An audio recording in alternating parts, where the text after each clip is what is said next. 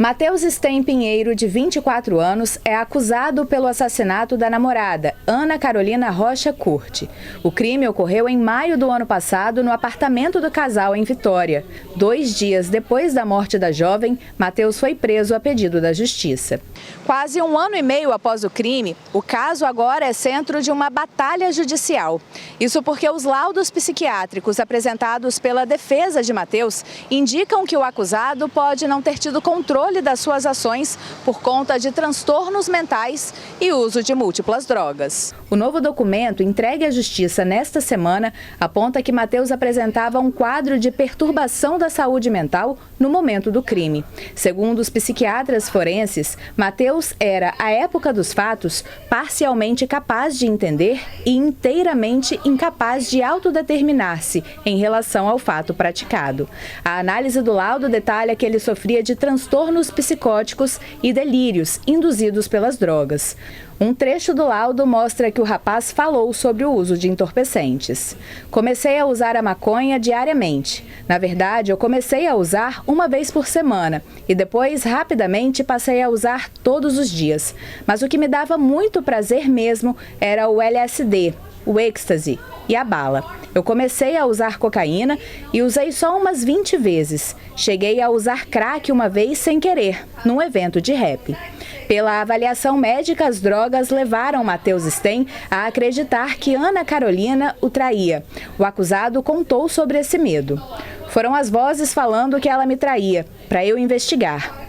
Se aceito pela Justiça, o documento pode mudar o andamento do processo. Se essa falta de entendimento do caráter ilícito da conduta dele é derivada de uma droga que ele tomou propositadamente para isso, ou mesmo que não seja propositada, mas, por exemplo, foi uma droga ilegal ou até legal, como, por exemplo, a bebida alcoólica.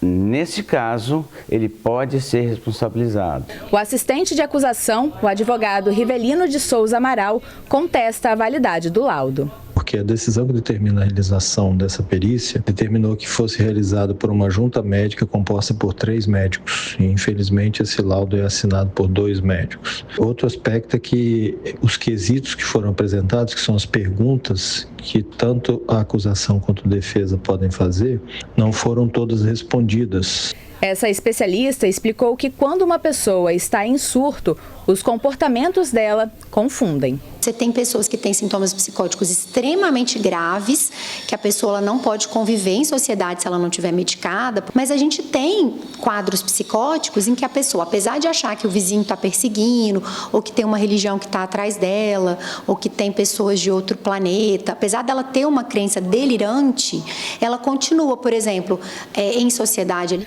A defesa do acusado diz que, diante do laudo, não há o que ser discutido. Então, diante do laudo, não tem o que discutir. Tem que se aplicar o que a lei determina nesse caso. Ele era completamente incapaz de entender o caráter criminoso do fato, é inimputável e tem que se dar o tratamento que a lei prevê para isso. O Ministério Público informou que o novo laudo referente ao réu o descreve como semi-imputável. Por isso, o processo continua. Caso ele seja condenado pelo Tribunal do Júri, terá a pena diminuída.